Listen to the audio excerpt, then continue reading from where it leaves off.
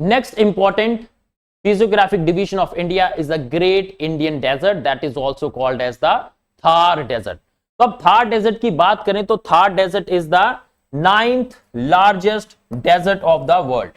दुनिया की 9th largest desert है आपकी थार डेजर्ट.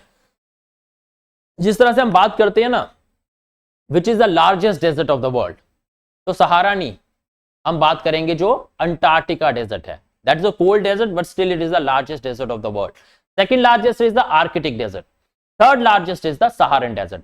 लेकिन अगर आपसे पूछा जाए कि भाई सबसे largest hot desert of the world कौन सी है, तो then your answer is the Sahara desert.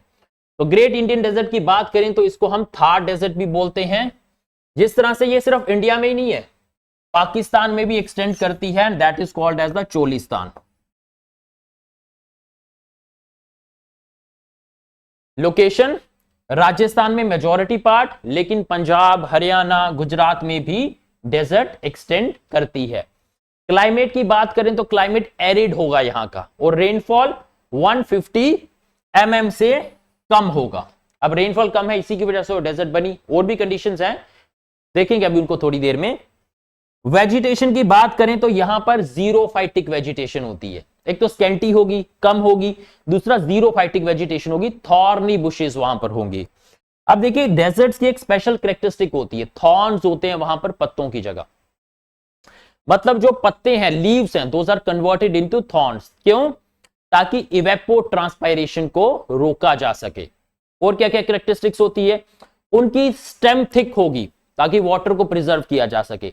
उनकी रूट्स लंबी होंगी ताकि वो दूर दूर से पानी और मिनरल्स को फेच करके ला सके.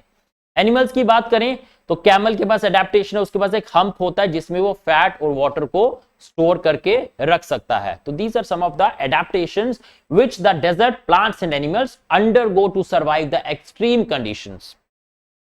तो मेन रिवर है यहां की लूनी रिवर, जो राजस्थान में बहती है और रैन ऑफ कच्छ में अपने आप को ड्रेन करती है. अब ये लूनी रिवर याद रखिएगा सीजनल रिवर है, it's not a permanent river.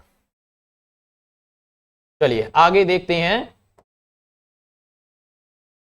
Sand dunes of Thar. जो थार डेजर्ट में एक कैरेक्टरिस्टिक फीचर होता है उसको हम कहते हैं सैंड ड्यून्स.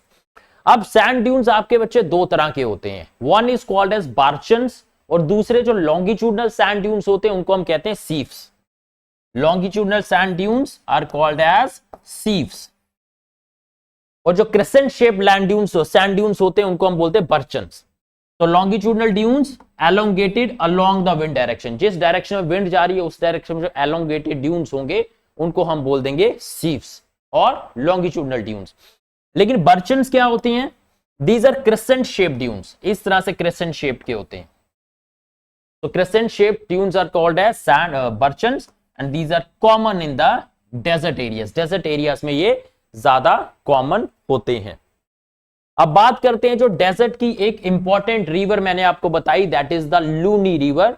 उसकी क्या कैरेक्टरिस्टिक्स हैं, और दूसरी चीज हम यहां पे डिस्कस करेंगे कि डेजर्ट किस तरह से बनती है. मतलब एक नॉर्मल लैंड होगी, वो नॉर्मल लैंड जो होगी वो डेजर्ट किस तरह से बनेगी, उसको डिस्कस करेंगे साथ में.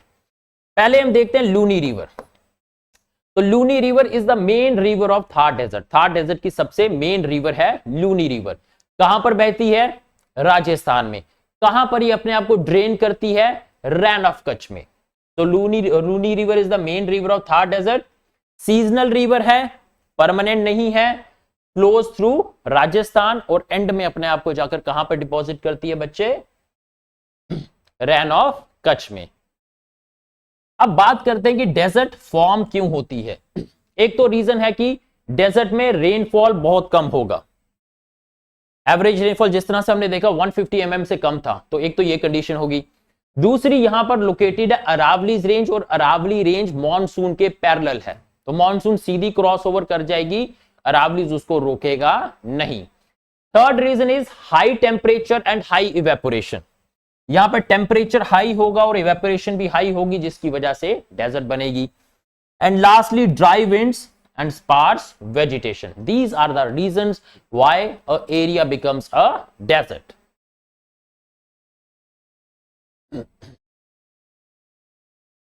अब बात करते हैं जो डेजर्ट्स हैं उनकी इंपॉर्टेंस क्या है। एक तो डेजर्ट एरिया में हम सोलर और जो आपकी विंड पावर होती है, विंड एनर्जी, उसको जनरेट कर सकते हैं। सेकंड, डेजर्ट्स को हम प्रमोट कर सकते हैं फॉर द टूरिज्म पर्पसेस, तो उससे क्या होगा, इकोनॉमिक बेनिफिट होगा।